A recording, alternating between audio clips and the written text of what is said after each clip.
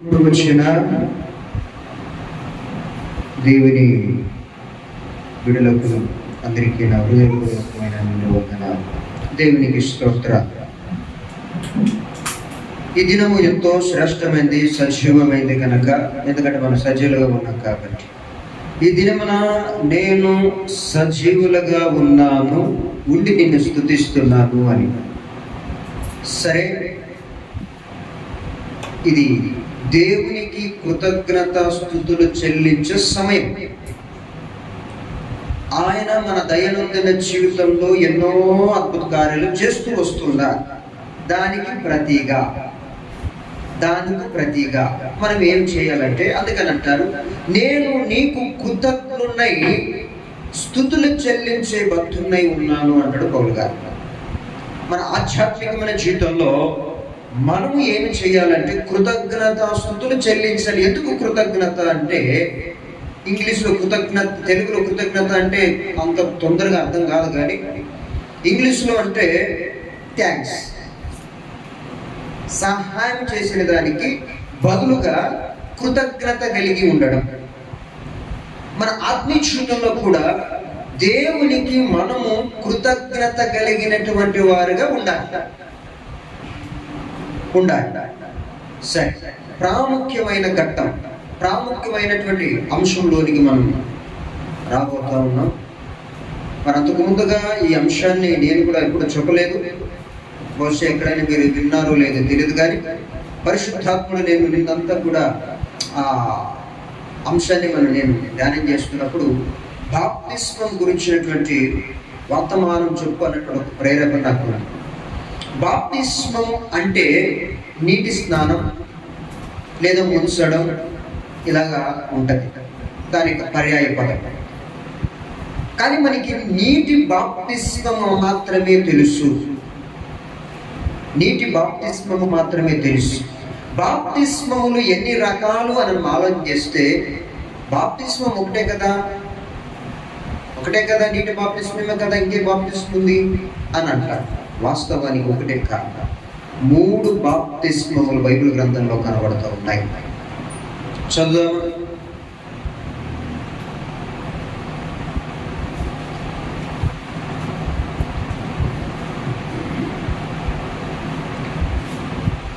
మనకు అర్థం కావడానికి మత్తయి సువార్త 3వ అధ్యాయం 11వ వాక్యం.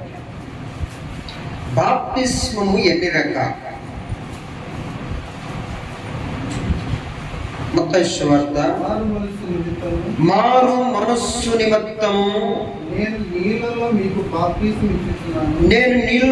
బాప్తిస్మం ఇస్తున్నాను. అయితే ఈ మాట మనం చక్కగా నేను పదే చెప్తుంటా. అయితే, మరియు, గద, కనుక ఈ పదాలు చాలా జాగ్రత్తగా ఆలోచించాలి మనం.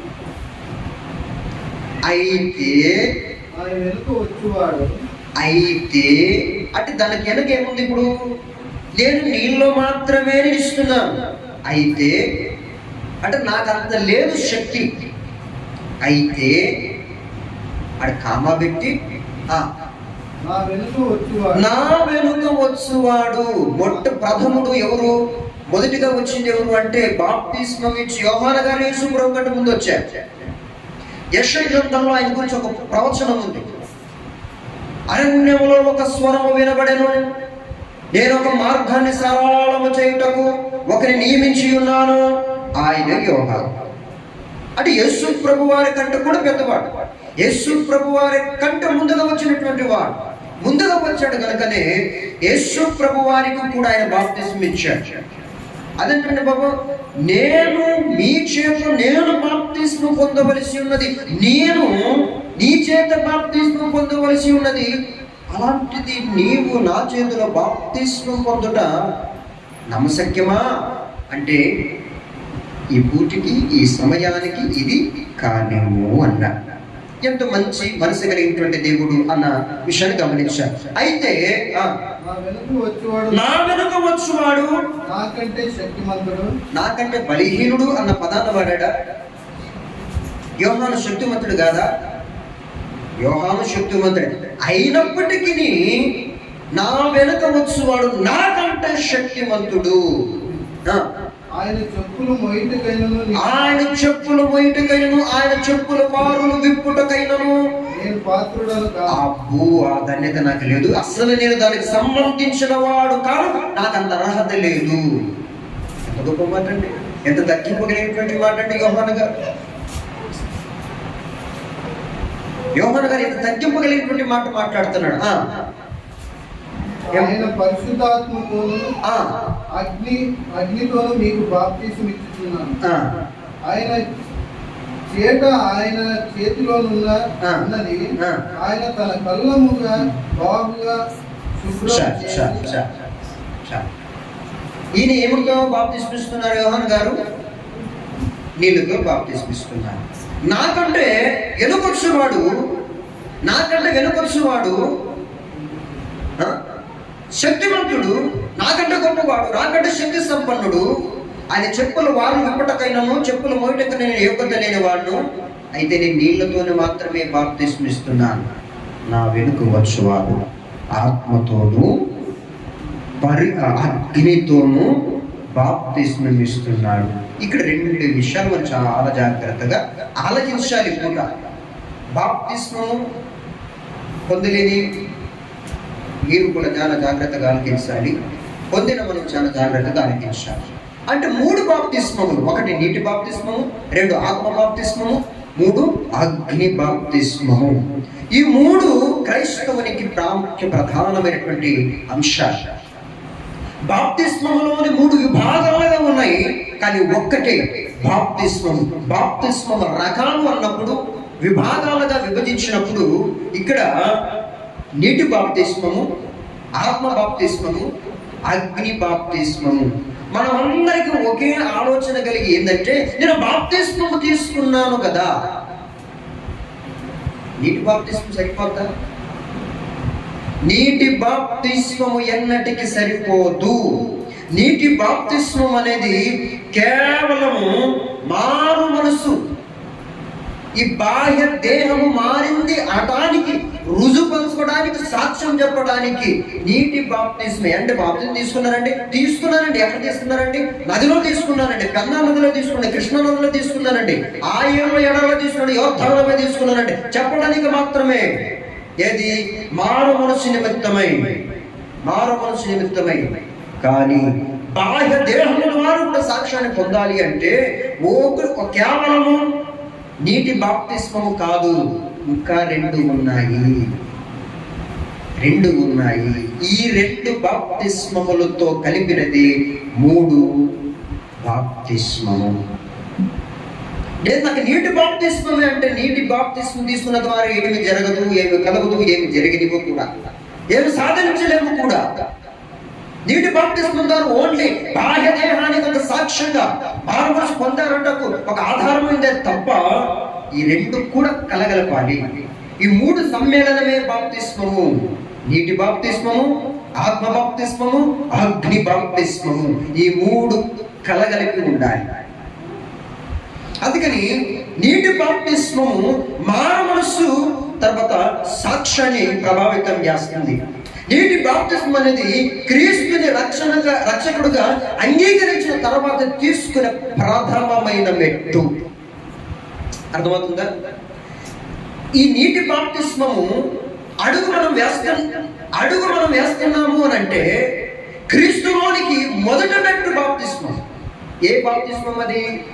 నీటి బాప్తిస్మం.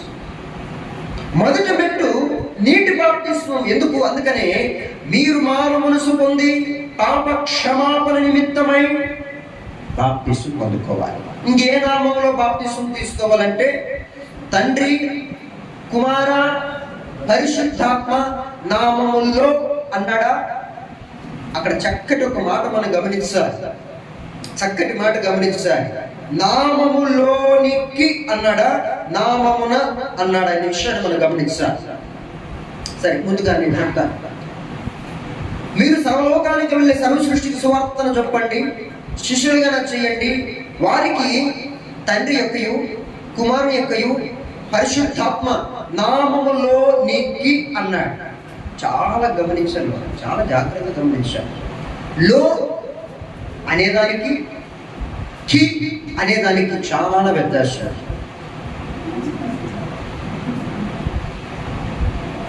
ఇంటిలో అనేదానికంటే ఇంటిలోకి. మన ఇంటికి బంధువులు వచ్చారు, ఎక్కడున్నారంటే ఇంటిలో ఉన్నా, లో ఇంటిలో ఉన్నా అంతే. లోకి అంటే చేర్చబడాలి. ఇంటిలోకి అనేది ఏంటంటే చేర్చబడుట, చేర్చబడుట. లో కాదు, లోకి అంటే దాని అర్థం మిళితం కావడం. లోకి చేర్చబడాలి. మీకు అర్థం కావాలంటే ఇంకో మాట చెప్తా. ఇవి రెండు ఉన్నాయి. లోకి లో అనే పదాలు తండ్రి కుమార పరిశుద్ధాత్మ నామములో అని పేరిటే అంతే. కి అంటే చేర్చబడుట. తండ్రి కుమార పరిశుద్ధాత్మ నామములో అంతే. లోకి అంటే మిళితము కావడము. అర్థమవుతుందా? లో అనేదాన్ని సమీపం, లోకి అనంటే మిళితము కావడం, ఒక్కటికి కావడం, ఏకం కావడం. అందుకని తండ్రి కుమార పరిశుద్ధాత్మ నామములోనికి బాప్తిస్మం ఇవ్వండి అంటే నాలో. అందుకని మీరు బాప్తిస్మం పొందినట్టే క్రీస్తును ధరించుకోండి అన్నాడు. ధరించుకోవాలి. అది నామములోనికి. అది బాప్తిస్మం ఆషామాష కాదు. బాప్తిస్మం అనేది చాలా పవిత్రమైంది. క్రైస్తవులు బాప్తిస్మం తీసుకున్న తర్వాత దీక్ష తీసుకున్నట్టే అంతే. ఇంకా తపస్సు అంటారు, లేదా జపము అంటారు, దీక్ష అంటారు. ఇంకా చెప్పాలి అంటే దేవునితో అంటు కట్టబడుట, ఆయనతో ఐక్యపరచబడుట, ఆయనలో ఒకటిగా ఉండుట. దేవునికి స్తుతి కలుగును గాక. ఇది బాప్తిస్మం, నీటి బాప్తిస్మం, మారు మనసు విషయమై సాక్ష్యం నిమిత్తమైన బాప్తిస్మము తీసుకోవాలి. తర్వాత అపొస్తలుల కార్యము 2వ అధ్యాయము 38వ వాక్యం. నీటి బాప్తిస్మం అనేది క్రీస్తును రక్షకునిగా అంగీకరించుటకు ప్రథమమైన మెట్టు బాప్తిస్మం. అది నీటి బాప్తిస్మం. తర్వాత రెండవ మాటగా అపొస్తలుల కార్యములు 2వ అధ్యాయము 38. మీరు మారుమనసు పొంది పాప క్షమాపణ నిమిత్తము ప్రతివాడు యేసుక్రీస్తు నామమున బాప్తిసం పొందుడి, అప్పుడు మీరు పరిశుద్ధాత్మ అను వరమును పొందుదురు. ఇలాగే ఇదే మాటను బట్టి మనం ఆలోచన చేస్తే కొంతమందికి బాప్తిస్మం తీసుకున్నారు, బైబిల్లో బాప్తిస్మం తీసుకున్నారు. ఆ ప్రాంతం నుండి పేతురు గారు వచ్చారు. వస్తే ఏమంటే బాప్తిస్మం తీసుకున్నామంటే క్రియలు జరగట్లేదు అని వాళ్ళు అంటున్నారు. మీరు ఆత్మ పొందారా అని నేను అంటాడు. ఆత్మ పొందడం ఏంటండి? మేము నీటి బాప్తిస్మం తీసుకున్నామండి, ఆత్మ పొందడం అంటే ఏంటండి? చూసారా? దీన్ని ఎలా వర్గీకరిస్తారు అంటే, అంతకుముందుగా మనం దేవుని ఆత్మ ఉంది కదా, మళ్ళీ దేవుని ఆత్మ పొందుకోవడం ఏంటి అంటే అంత సాధ్యమైన పని కాదు. మనలో ఉన్నది దేవుని శ్వాస, దేవుని ఊపిరి. ఆత్మ, దేవుని యొక్క ఆత్మ మనకు ఊపిరి పోసింది, ప్రాణం పోసింది. అర్థమవుతుందా? మన ఆత్మకు ప్రతిబింబము, లేదా దేవుని ఆత్మకు ప్రతిబింబము మన ఆత్మ. పోలిక, మన పోలిక చొప్పున మనం నరులను చేదు. పోలిక ప్రతిబింబం. ఆత్మ, మన ఆత్మ వేరు, దేవుని ఆత్మ వేరు, దురాత్మ వేరు. ఇక్కడ ఏమన్నారంటే బాప్తిస్మం తీసుకున్న తర్వాత మీరు ఆత్మను పొందారా అంటే, ఆత్మ అంటే ఏంటంటే బాప్తిస్మం తీసుకున్నాం కదా, కాదు. నీటి బాప్తిస్మము ద్వారా ఆత్మను మనం పొందుకోలేదు. దానికి పవిత్రత కావాలి, దీక్ష కావాలి, మారుమనసు కావాలి, పాపాలను ఒప్పుకోవాలి, విడిచిపెట్టాలి, కడగబడాలి, దేవునితో మిళితం కావాలి, ఐక్యపరచబడాలి, ఆయనతో జత కట్టబడాలి, ఆయనతో సహవాసము చేయబడాలి. అది ఆత్మ పొందుకున్నట్టు. అర్థమవుతుందా? మనకి తెలుసు బాప్తిస్మం తీసుకున్నప్పుడు తీసుకున్నాం, కాదు కాదు కాదు, ఆత్మ బాప్తిస్మం కూడా తీసుకోవాలి. అందుకని అంటారు కదా, ఆయన చదువుకోసారి ఏమంటారు,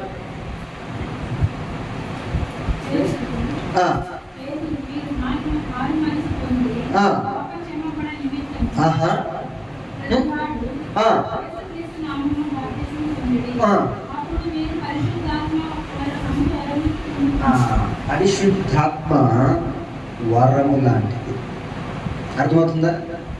ఎప్పుడైతే బాప్తిస్మం తీసుకున్న తర్వాత యేసుక్రీస్తు వారు యోర్దాను నదిలో యోహాను చేత బాప్తిస్మం పొందిన పిమ్మట ఆయన ఒడ్డుకొచ్చినప్పుడు ఆకాశము తెరవబడి పరిశుద్ధాత్ముడు పావురము రూపం వలె, శరీరము పావురము రూపం వలె ఆయన ఆవరించింది. అర్థమవుతుందా? ఆత్మ పొందుకోవాలి. బాప్తిస్మం అంటే అశవాస కాదు, నీటి బాప్తిస్మం ఎవడనే తీసుకుంటాడు కాదు, ఆత్మ బాప్తిస్మం తీసుకోవాలి. ఒక మెట్టు నీటి బాప్తిస్మం దేనికి?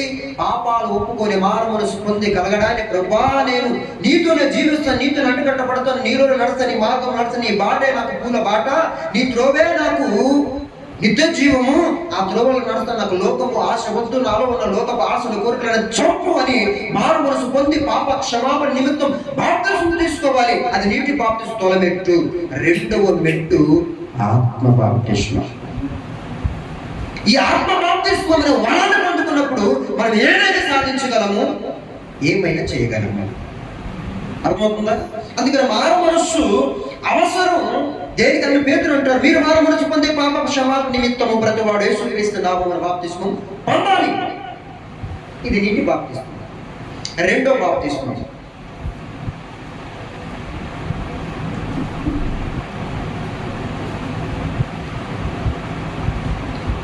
ఇది తొలమెట్టు.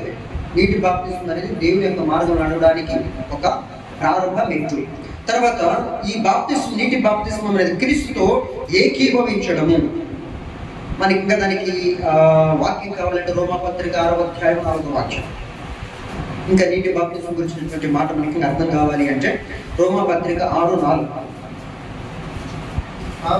కాబట్టి తండ్రి నామం వలన క్రీస్తు మృతులో నుండి ఎలాగూ లేపబడెనో అలాగే మనమును నూతన జీవము పొందిన వారమై నడుచుకొనుచున్నట్లు మనము బాప్తిస్మము వలన మరణములోనికి బాప్తిస్మం పొందడం వలన ఆయనతో కూడా ఆయనతో కూడా మనము పాత పెట్టబడితిమి. ఇది నీటి బాప్తిస్మం. చెప్పాను కదా, మారు మనసు పొందాలి, పాపాలు ఒప్పుకోవాలి, విడిచిపెట్టాలి, సమాధి చేయబడాలి. మరలా పొరపాటును కూడా దాని జోలికి వెళ్ళకూడదు, పొరపాటును కూడా అంతవరకు వెళ్ళకూడదు, పొరపాటును మరి ఆ ఊపిరి దిగకూడదు, పొరపాటును కూడా ఆలోచన రాకూడదు, పొరపాటును కూడా తలంచకూడదు.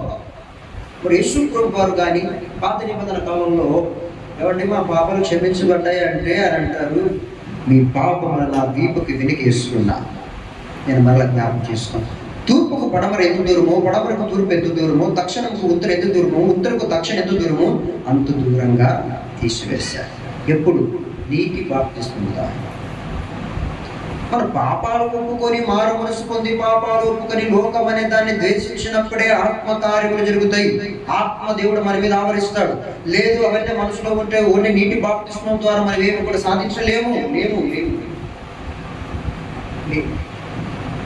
అందుకని మన దైనందిన జీవితంలో మనం ఏం చేయాలంటే నీటి బాప్తిస్మం క్రీస్తుతో ఏకమవుట తొలిమెట్టు. అందుకని అంటాడు, మరణంలోనికి మనము ఏకము కావట. క్రీస్తు ఏ రీతిగా మరణించాడో మనం కూడా నీటి బాప్తిస్మం ద్వారా అలా చనిపోవాలి అన్నాడు. అర్థమవుతుందా? మొదటి మాట మారు మనసు పొందాలి, మారు మనసు అవసరం, పాప క్షమాపణ పొందాలి, తర్వాత బాప్తిస్మం పొందాలి. నీటి బాప్తిస్మం ద్వారా మారు మనసు, పాప క్షమాపణ. రెండోది క్రీస్తులో ఏకము కావట. అర్థమవుతుందా? క్రీస్తులో ఏకము కావట.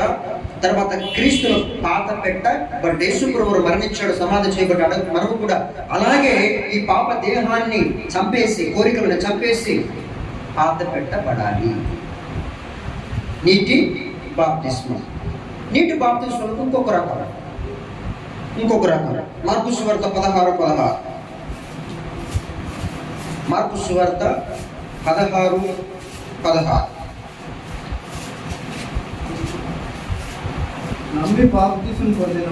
నమ్మి బాప్తిస్మము పొందినవాడు రక్షింపబడును, ఆహా నమ్మని వారికి శిక్ష విధింపబడును. ఇంకా నమ్మిన వారి వలన ఈ సూచక్రియలు కనబడతాయి. అది తర్వాత సంగతి. ఏం చేయాలంట? మూడోది, మొట్టమొదటిగా మారు మనసు పాపక్షమాపణ. రెండోది క్రీస్తుతో ఏకీభవించడం, తర్వాత ఆయనతో పాటు పాత పెట్టడం. మూడోది రక్షణ. నమ్మి బాప్తిస్మం పొందిన తర్వాత రక్షణ, నమ్మకపోతే శిక్ష. శిక్ష నమ్మాలి. అందుకని ప్రారంభములో మనకి నమ్మకం చాలా ప్రాముఖ్యం. ప్రారంభములో ఏ నమ్మకం అయితే పెట్టుకున్నామో తుదిలో కూడా అదే నమ్మకము పెట్టాలి. అది ఆధ్యాత్మికమైన జీవితానికి ప్రాముఖ్యమైన ఘట్టం. ప్రారంభంలో నేను పెట్టాను, తర్వాత నేను పెట్టిన అంటే మన ఆత్మీయుడు అక్కడితో చచ్చిపోయినట్టే. అందుకని నీటి బాప్తిస్మములో 3 గుణాలు. ఒకటి మారు మనసు పాప క్షమాపణ, రెండోది యేసు ప్రభువులు ఏకం కాబట్ట పాత పెట్టబడుట, మూడోది రక్షణ అంటే భద్రత కలిగించడం. దేనికి రక్షణ అంటే శరీరానికి ఆత్మకు. రెండో మరణము మన మీద ఉండకూడదు. నిత్య నరకాన్ని తప్పించుటకు బాప్తిస్మం అనేది ఒక మెట్టు. అందుకని నమ్మి బాప్తిస్మం పొందినవాడు రక్షించబడతాడు. ఎక్కడ? రెండవ మరణం నుంచి తప్పించబడి రక్షించబడతాడు. ఇది నీటి బాప్తిస్మం ద్వారా కలిగే మార్పు, తొలి మెట్టు. సరే, నీటి బాప్తిస్మం తర్వాత ఇంకో బాప్తిస్మం ఏది? ఆత్మ బాప్తిస్మం.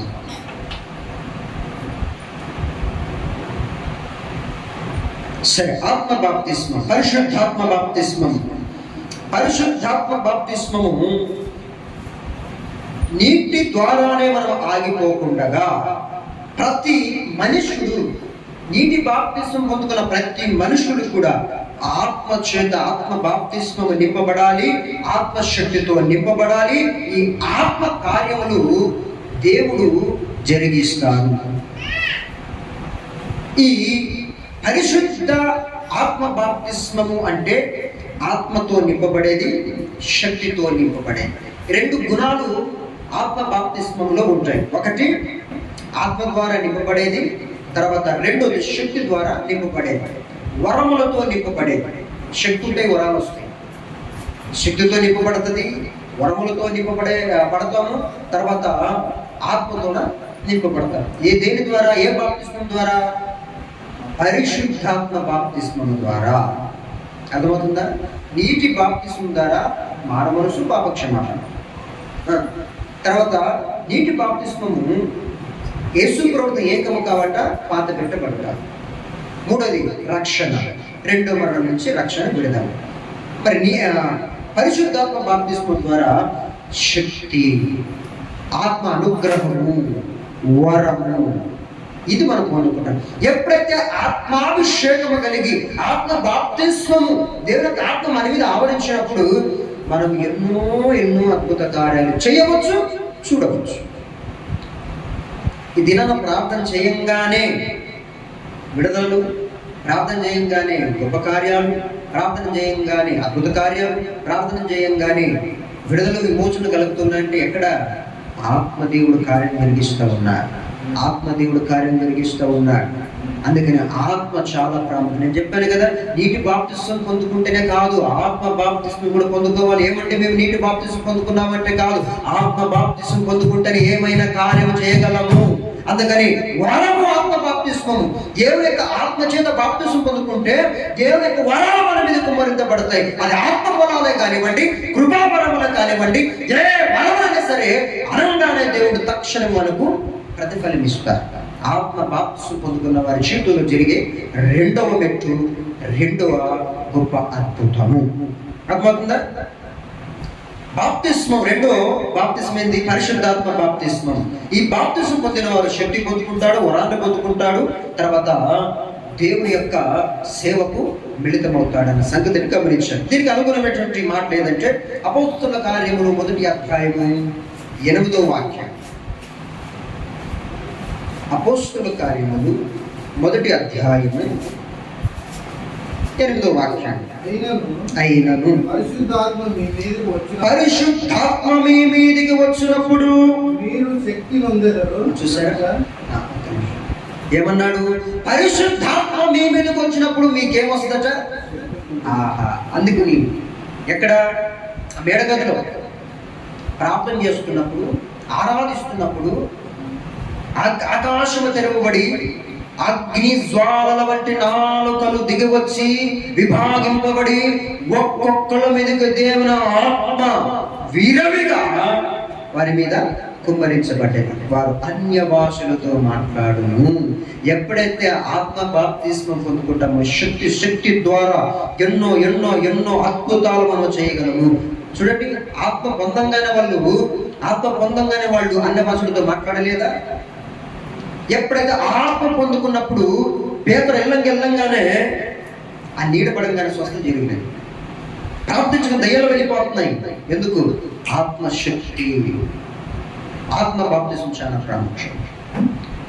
అందుకనంట ఆయనను పరిశుద్ధాత్మ మీ మీదకి వచ్చినప్పుడు మీరు శక్తి నొందెదరు కనుక యెరూషలేములోను యూదయ సమరయ దేశముల యందంతటను భూదిగంతముల వరకును సాక్షులై ఉందరిన వారితో దేవుని ఆత్మాభిషేకము, ఆత్మ బాప్తిసం పొందుకుంటే శక్తిని పొందుకుంటాము, సాక్షులుగా జీవిస్తాము, ఆత్మ కార్యక్రమాలను జరిగిస్తాము.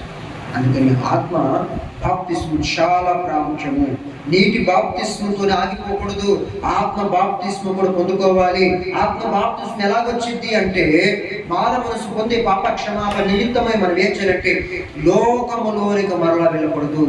మానవ మనసు పొందాలి, పాప క్షమాపణ కలగాలి. తర్వాత క్రీస్తులు ఏకీభవం కావాలి, ఏకం కావాలి, పాత పెట్టబడాలి, రక్షణ పొందుకోవాలి. అప్పుడే ఆత్మ బాప్తిస్మాన్ని పొందుకుంటాం. మనం అనుకుంటాం నీటి బాప్తిసం తీసుకోగానే మనకు కనపడదు కదా. ఆనాడు యేసు ప్రభువు ఒడ్డుకు వచ్చినప్పుడు ఆకాశం తెరవబడి ఒక పావురం శరీరాకారంలో పావురం ఆవరించింది. అది పరిశుద్ధాత్మ. ఈయన నా ప్రియ కుమారుడు. ఆ స్వరం మనకి వినపడదా? ఆ పావురం వలె వచ్చే ఆ శక్తి మనకు కనపడదా కదా? వాస్తవం చెప్పాలి అని అంటే ఒక నిష్ఠత, ఒక నిశ్చయత, ఒక దీక్ష నడుము కట్టుకొని ఎప్పుడైతే మనం బాప్తిసం తీసుకుంటామో నిజంగా పశ్చాత్తాపడి మారవలసి దేవునితో ఏకం కావాలి, లోకానికి దూరంగా ఉండాలని, దేవుని రక్షణలో ఉండాలని ఎప్పుడైతే తలంచి మనం బాప్తిసం తీసుకుంటామో నిజంగా దేవుని ఆత్మ మనల్ని ఆవరిస్తుంది. దేవునికి స్తుతి కలుగును గాక. మనకు కనబడసాగుదంతే, అసమస కాదు. కానీ బాప్తిస్మ తీసుకొని కానీ మనకు ఆత్మ పరిశుద్ధాత్మను ఆవరిస్తాడు. కానీ ఆ సంగతి మనకి గుర్తుకోవాలి. తర్వాత యథాగతి తథాస్థితి. చూసారు మరి ఆత్మదేవుడు ఏడుంటాడు? మరి ఆత్మదేవుడు ఏడుంటాడు? మానవుడు పొందాలి అన్నాడు, పాపక్షమాపణ పొందాలన్నాడు, దేవునితో ఏకం కావాలన్నాడు, ఆయన మార్గం నడవాలన్నాడు, మన పాప రోత బ్రతుకులన్నీ కూడా పాత పెట్టబడాలి అన్నాడు, రక్షణ పొందుకోవాలన్నాడు. మరి ఇవి మానమనసు లేదు, పాపక్షమాపణ లేదు, దేవునితో ఏకం కావట్లేదు, మన పాత రోత బ్రతుకులన్నీ పాత పెట్టలేదు, రక్షణ అని లేదు. మరి ఆత్మదేవుడు ఎలా ఉంటాడు? ఈ విషయాన్ని మనం మర్చిపోతాం. నేను బాప్తిసం తీసుకున్న బాస్ ఆత్మదేవుడు ఉండడు. ఎప్పుడైతే ఇవన్నీ కూడా అనుసరిస్తామో ఆత్మదేవుడు ఆవరిస్తాడు. ఆత్మదేవుడు అదే ఆత్మ బాప్తిస్మము. దేవునికి స్తుతి కలుగును గాక. అందుకని మీరు దేవుని యొక్క ఆత్మ వారి మీదకి వచ్చినప్పుడు మీరు శక్తిని పొందుకుంటారు.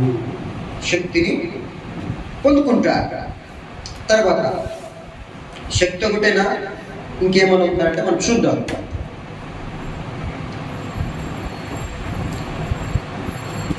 అపొస్తలుల కార్యములు 2వ అధ్యాయం 4వ వాక్యం. పరిశుద్ధాత్మతో నిండిన వారై 2:4 అందరూ పరిశుద్ధాత్మతో నిండిన వారై ఆత్మ వారికి వాక్కు శక్తి అనుగ్రహించున్నది.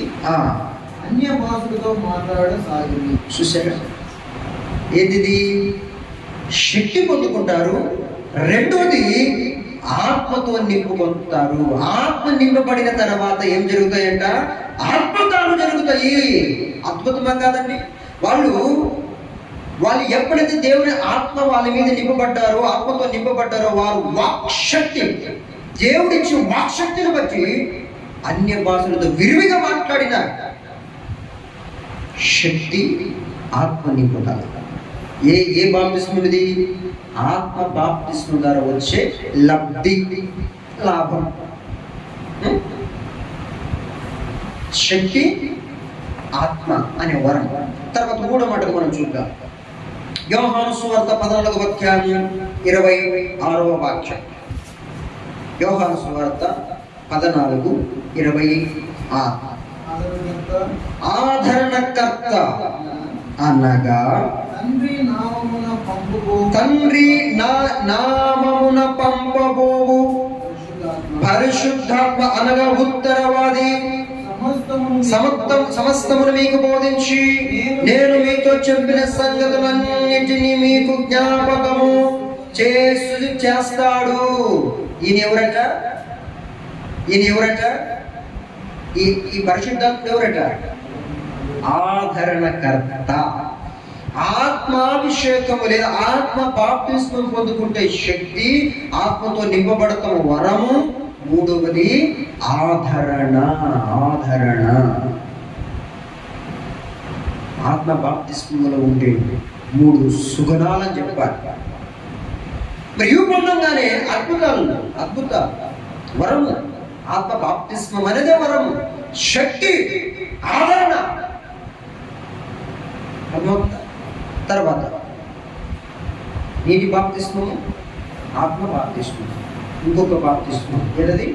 అగ్ని బాప్తిస్మము. అగ్ని బాప్తిస్మము ఏం చేస్తుంది? అది ఎలా?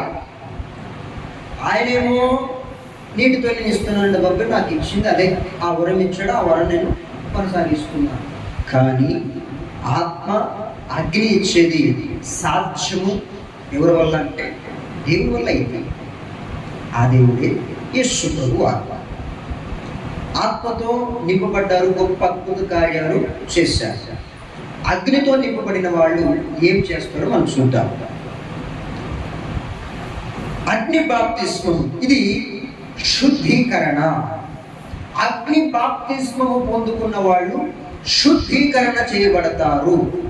పరీక్షకు నెగ్గిన వారే ఉంటారు, పరీక్షకు లోబడినటువంటి వారే ఉంటారు. ఇది అర్థం కావాలి అంటే అగ్ని అనేది మనలోని మాలిన్యాన్ని, మనలో ఉన్నటువంటి మాలిన్యాన్ని లేదా కల్మషమును, డాగును, మత్సను, మలినమును, కళంకమును తీసివేసేదే అగ్ని బాప్తిస్మము. దేవునికి స్తుతి కలుగును గాక. అందుకని మనలో ఉన్నటువంటి దానిని, మలినాన్ని కాల్చివేసి మనల్ని పవిత్రమైన స్వర్ణంలాగా మార్చేది, శోధనల ద్వారా మనలను విజయాన్నిచ్చేది, విశ్వాసమును నిలబెట్టేదే అగ్ని బాప్తిస్మము. మరి ఇవన్నీ కావాలి. నీటి బాప్తిస్మము ఆగిపోయేట, ఆత్మ బాప్తిస్మం కావాలి, అగ్ని బాప్తిస్మం కావాలి. దినదిన మనం శుద్ధీకరణ చేస్తుంది. ఇంకా అర్థం కావాలంటే ఉదాహరణకు ఎన్నో బోలెడైనటువంటి ఉదాహరణ బైబిల్ గ్రంథంలో లిఖించారు. ఒకటి బంగారము. బంగారం బిస్కెట్ తీసుకుపోయి నేను బంగారం బిస్కెట్ నేను గొంతులు వేసుకుంటానంటే పిక్చర్లు అనుకుంటారు. బంగారం ఏం కావాలి?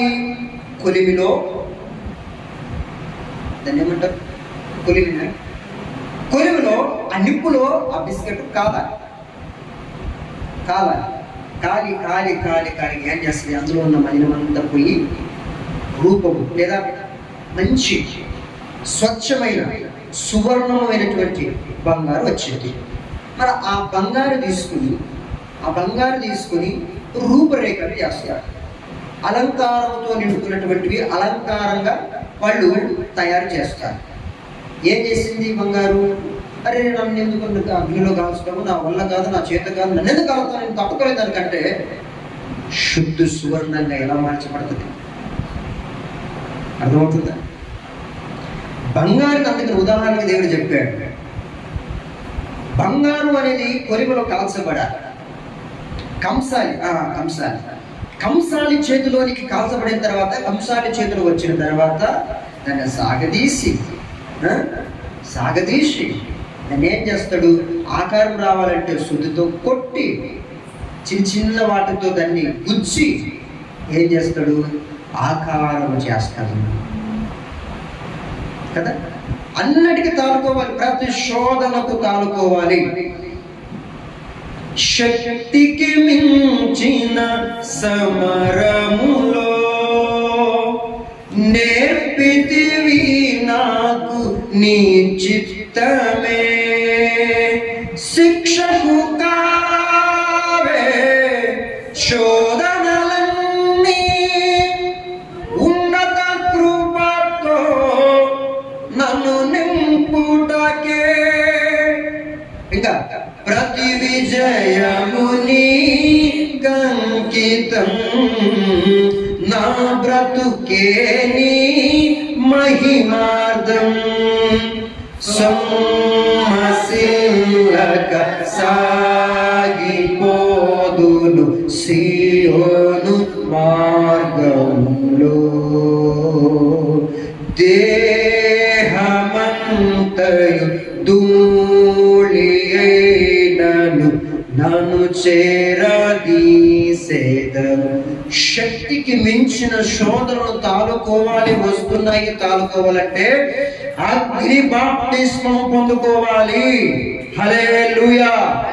అగ్ని బాప్తిస్మం పొందుకుంటే బంగారు ఏ రీతిగా కొలిమిలో కంసాలి చేతులు ఏ రీతిగా తట్టుకుని తాలుకొని ఓర్చుకుంటుందో, అలాగే అగ్ని బాప్తిస్మం పొందుకున్న మనము కూడా ప్రతి ఒక్క దానికి తాలుకొని ఓర్చుకొని సహించుకొని విజయాన్ని పొందుకుంటామన్న విషయాన్ని మనం గమనించాలి. ఇది అగ్ని బాప్తిస్మం పొందిన వారి జీవితంలో జరిగే 3వ మెట్టు.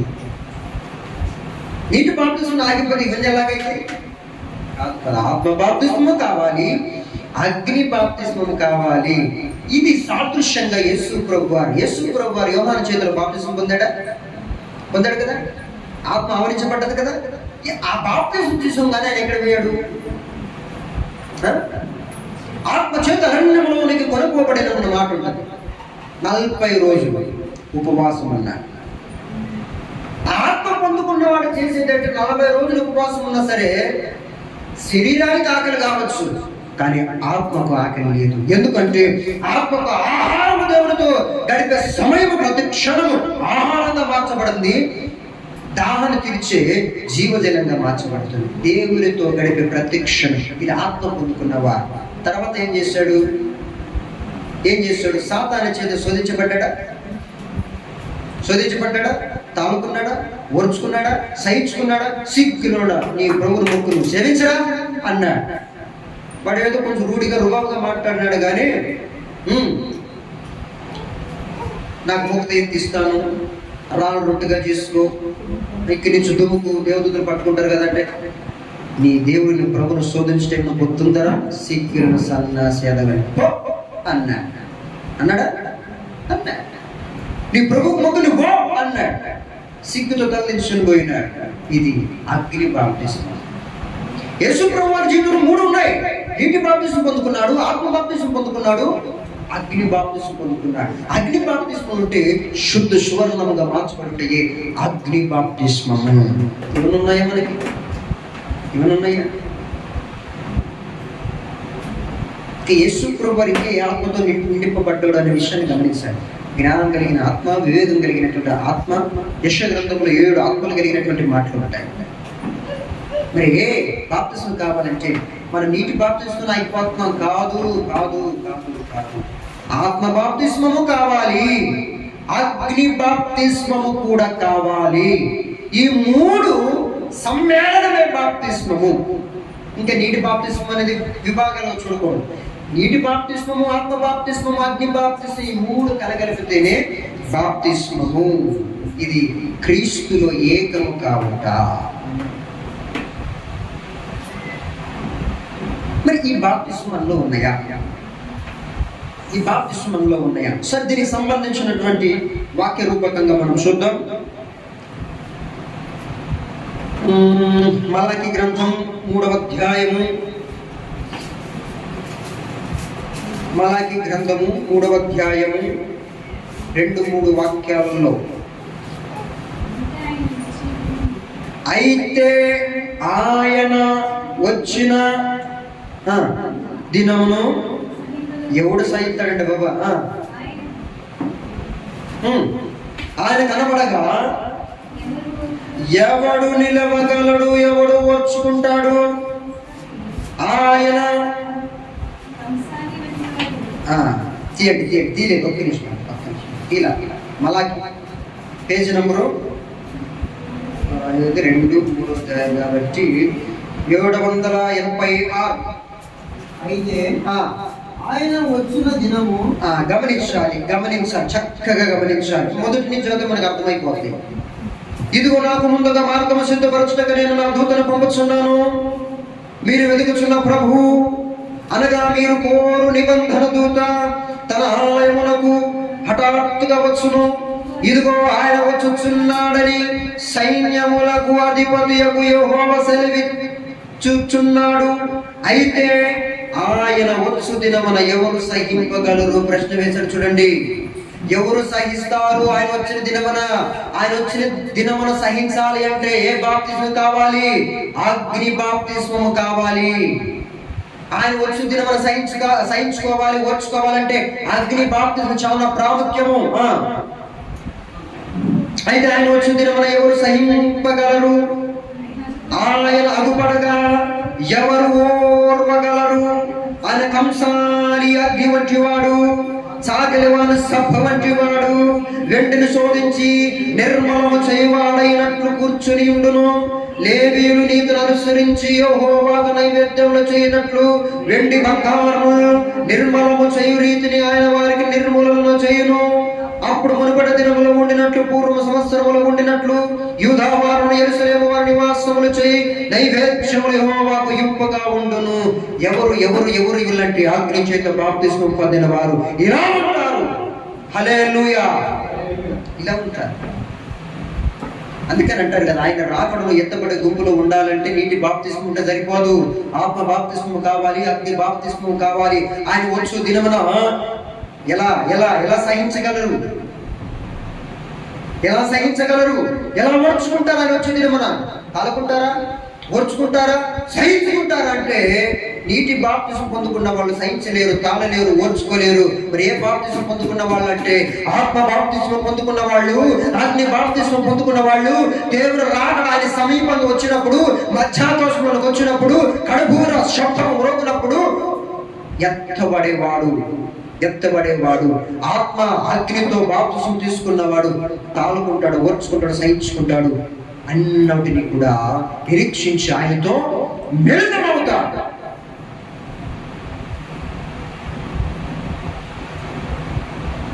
అందుకని మన దైనందిన జీవితంలో నీటి బాప్తిస్మంతో మనం ఆగిపోకుండా ఆత్మ బాప్తిస్మము, అగ్ని బాప్తిస్మము పొందుకోవాలి. దీనికి ఇంకొక విషయం,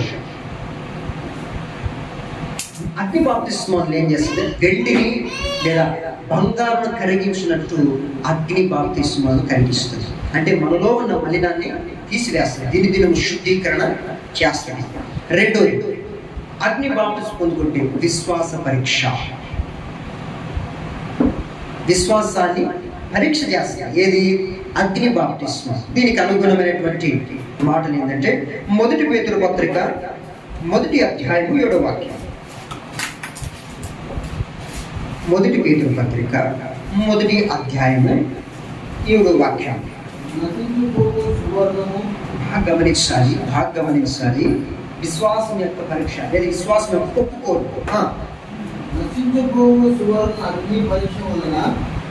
నశించబోవు సువర్ణము అగ్ని పరీక్ష వలన శుద్ధపరచబడుచున్నది కదా, దానికంటే అమూల్యమైన మీ విశ్వాసము ఈ శోధనల చేత పరీక్షకు నిలిచినదై యేసుక్రీస్తు ప్రత్యక్షమైనప్పుడు మీకు మెప్పును మహిమయు ఘనతయు కలుగుటకు కారణమగును కదా విశ్వాసము. ఆయన ప్రత్యక్షమైనప్పుడు మనము కూడా మహిమ దేహాలతో ఆయన చూడాలంటే ఈ అగ్ని పరీక్షకు మనము విశ్వాస పరీక్షకు లోని కావాలి కదా, దీన్ని తాలుకోవాలి కదా, దీనికి తట్టుకోవాలి కదా.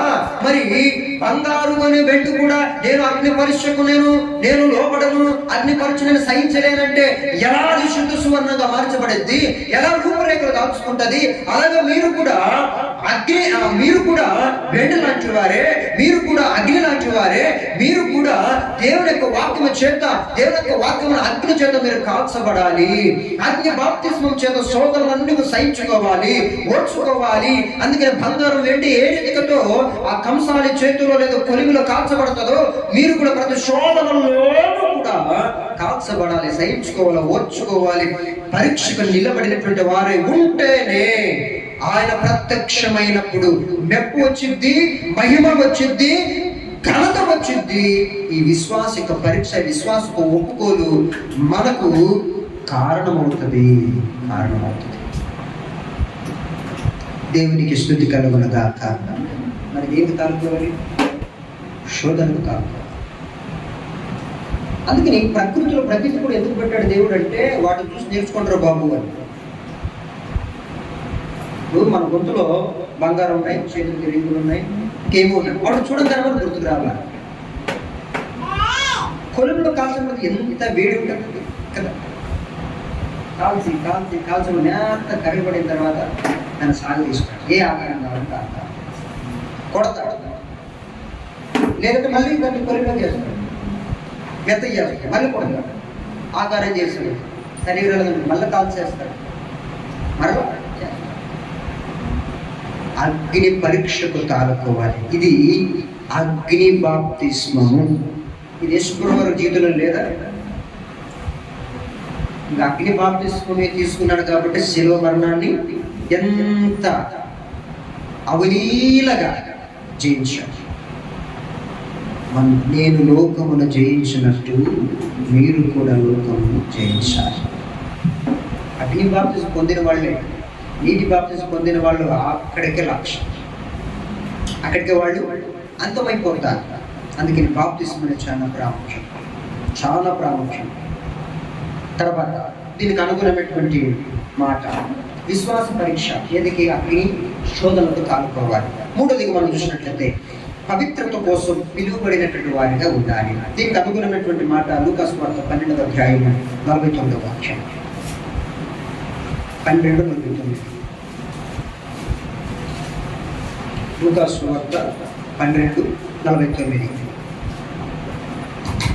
నేను భూమి మీద అగ్ని వేయించు వచ్చింది.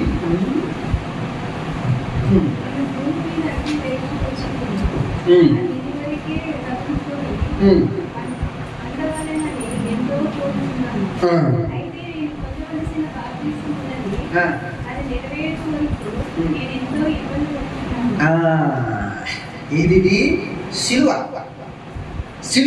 అది ఉంది. అగ్ని బాప్తిస్మం పొందాడు కాబట్టి సిలువను సహించాడు. ఇది పవిత్రత, తన పవిత్రతను కాపాడుకోవడానికి అగ్ని బాప్తిస్మం. అందుకని విశ్వాస జీవితంలో బాప్తిస్మం తీసుకుని మనము నీటితో ఆగిపోతాం. మూడు కూడా కావాలి. ఈ మూడు విశ్వాస జీవితంలోని ప్రాముఖ్యమైన 3 ఘట్టాలు. మరొకసారి మీకు దాన్ని చెప్తున్నాను. నీళ్ళు అనేది పాపానికి మరణించడానికి లేదా పాతి పెట్టబడడానికి. ఆత్మ దేవుని శక్తిని నింపగల వరాన్ని అనుగ్రహిస్తుంది. అగ్ని పవిత్రతతో ఎదగడానికి దోహదపడుతుంది, సేవ చేయడానికి దోహదపడుతుంది, తాలుకొండకు దోహదపడుతుంది. ఇలా చెప్పుకుంటూ పోతే అనేక రకాలు ఉన్నాయి. నీటి బాప్తిస్మం, ఆత్మ బాప్తిస్మం, అగ్ని బాప్తిస్మం. మనకి తెలిసింది నీటి బాప్తిస్మం తెలుసు, కానీ అగ్ని ఆత్మ బాప్తిస్మం తెలియదు. ఆత్మ అగ్ని బాప్తిస్మం పొందుకుంటే అందులో ఉన్న ఉజ్జీవం తెలిసింది, కానీ మన నీటి బాప్తిస్మంతోనే ఉన్నాం కాబట్టి ఆత్మ బాప్తిస్మం పొందుకోలేదు, అగ్ని బాప్తిస్మం పొందుకోలేదు కాబట్టి మనకి ఉజ్జీవం మనలో రగలట్ల. అందుకని మన ఆధ్యాత్మిక జీవితానికి 3 బాప్తిస్మాలు ముఖ్యం. ఇవి పొందుకున్నామా లేదా అని మనము పరీక్ష చేసుకోవాలి. ఇవి ఎప్పుడు మనము తెలుసుకుంటామంటే లోకానికి దగ్గర ఉండాలి, దూరంగా ఉండాలి. అప్పుడు తెలిసింది, ఆహా నేను నీటి బాప్తిస్మే తీసుకున్నానా, ఆత్మ బాప్తిస్మం కూడా తీసుకున్నానా, లేదా అగ్ని బాప్తిస్మం కూడా నేను తీసుకున్నానా అనేది మనకు అర్థం. లోకానికి వేరుగా ఉంటాయి, లోకానికి దూరంగా ఉంటాయి, దేవునితో అంటుపట్టబడితే. అందుకని ఏసై అంటారు కదా, నిజమైన ద్రాక్షావళి తీగులు, మీరు నాతో అంటు కట్టబడతారు. ఆధ్యాత్మికమైన జీవితంలో ఈ 3 బాప్తిస్మములు కావాలి. పరీక్ష చేసుకుంటాం. నీటి బాప్తిస్మం మన కళ్ళ ముందు కనపడుతుంది, ఆత్మ బాప్తిస్మం కనపట్ల, అగ్ని బాప్తిస్మం కనపట్ల. ఉందా మనలో ఉందా, అది పొందుకున్నామా అనేటువంటి విషయాన్ని మనము గ్రహించాలి, తెలుసుకోవాలి. ఆధ్యాత్మికమైనటువంటి జీవితంలో మనం ఆ అనుభూతిని పొందాలి. అనుభవ జ్ఞానం ఎప్పుడు వచ్చిందంటే ఈ 3 పొందుకున్న తర్వాత వచ్చింది. అందుకని చాలా ప్రాముఖ్యం. బాప్తిస్మము ద్వారా, నీటి బాప్తిస్మం పేరు తీమాకండి, బాప్తిస్మము ద్వారా నీటి బాప్తిస్మము, ఆత్మ బాప్తిస్మము, అగ్ని బాప్తిస్మము. నీటి బాప్తిస్మం ఎవరు ఇస్తారు? సేవకుడు ఇస్తాడు, అంతేనా? సేవకుడు ఇస్తాడు. ఆత్మ బాప్తిస్మం, అగ్ని బాప్తిస్మం ఎవరు ఇస్తాడు? దేవుడు ఇస్తాడు. ఆ దేవుని యొక్క బాప్తిస్మాలు 2 మనం పొందుకోవాలంటే లోకానికి వేరుగా ఉండాలి, లోక క్రియలకు వేరుగా ఉండాలి, లోకాన్ని ద్వేషించుకోవాలి, దేహాన్ని కూడా కొన్ని సందర్భాల్లో ద్వేషించుకోవాలి. అప్పుడు దేవుడితో అంటకట్టబడతాం, దేవుడితో సహవాసం కలిగి ఉంటాయి. అప్పుడు ఆత్మ అగ్ని బాప్తిస్మాలు మనకు కనబడతాయి. అనుభవం. దేవుడి మాటలు దీవించునుగాక, మన జీవితంలో ఫలింప చేయనుగాక, ఆత్మకార్యములు దేవుడు జరిగించునుగాక. అందరూ ప్రార్థన చేసుకుంటూ